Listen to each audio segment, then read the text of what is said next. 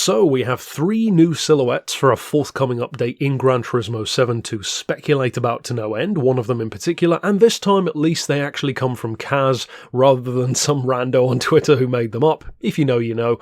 But as far as these 3, it's a fairly common thing online at the moment at least, that 2 of the 3 are pretty easy to get. One we already knew was coming to the game, the other we hoped was coming to the game as a GT award winner, but a long time ago. That one is finally coming, as we can pretty easily tell from its silhouette.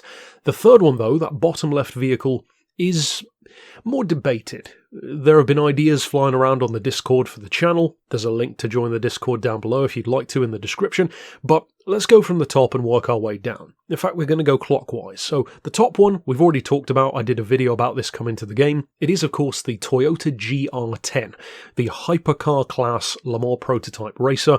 We already knew it was coming, already said it was coming. It will coincide with some of the esports stuff, if I recall correctly. And I'm actually really keen to see how this one feels in comparison to the LMP machines. We were expecting, or at least many of us, myself included, were expecting these hypercars to be much more extravagant and much more different compared to LMPs. Less expensive, but at the same time maybe a little bit more open to freedom. Some of the manufacturers seem to have embraced that a bit more, like Peugeot with the 9X8. Toyota, a bit more conventional looking, but we'll see. Doubtless it will be good in the game in one form or another of racing though. The bottom right, again, super easy one. This one is the GT award winner, of course, the Rampage Camaro. The GoPro liveried Camaro. It's around the 1970 shape, I believe, which is one of my favourite shapes of Camaro. And this one's running an LS7 engine, around 750 horsepower. And much like many SEMA-based show cars and customs, it has a healthy blend of show-off, over-the-top appeal with strong performance as well. Probably a car which will be pretty good in the mid to slightly higher PP point levels, but not necessarily crazy high, I wouldn't have thought. Then though we get to the bottom left. This one has been back and forth in terms of predictions. Some people have said they think it's a third-generation Corvette, a C3. I mean, it could be. It certainly doesn't look like a C3 to me. The proportions seem a little bit off. It looks, to be honest, too new to be a C3 Corvette, and then you have to obviously discuss the question of why it would be a C3 Corvette when we already have the Stingray and the convertible in the game. So what would really be the point? Then again, this is Gran Turismo, so it might just be like a NASA edition C3 Corvette that's just finished in gold instead.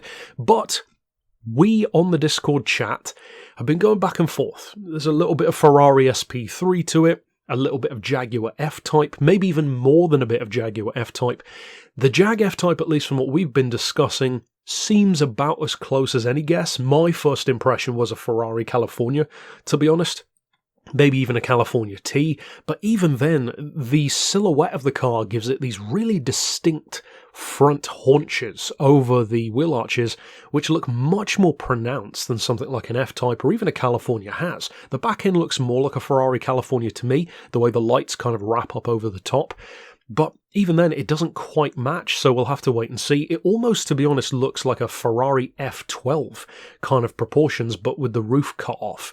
So I mean, I'm kind of torn between saying it's some form of Ferrari or maybe a Jag F-Type. If it does turn out to be an F-Type, that doesn't really make any sense. It doesn't look like a Project 7 because it doesn't have a rear wing. That would be a cool addition. Otherwise, what's the point of just adding a random F-Type convertible? Again, it is polyphony, so it's not above them to do that, but I'm hoping for a Ferrari personally. But we'll have to ultimately wait and see. So that's it for our predictions. Of course, join the Discord if you want to get in on the discussion even further. And of course, drop your thoughts down below as well.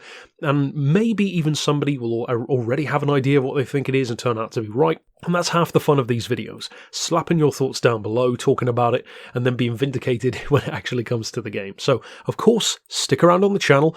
As far as I've seen, we don't know what kind of circuit, if any, is coming along with this. Very keen to see if a circuit does arrive with it.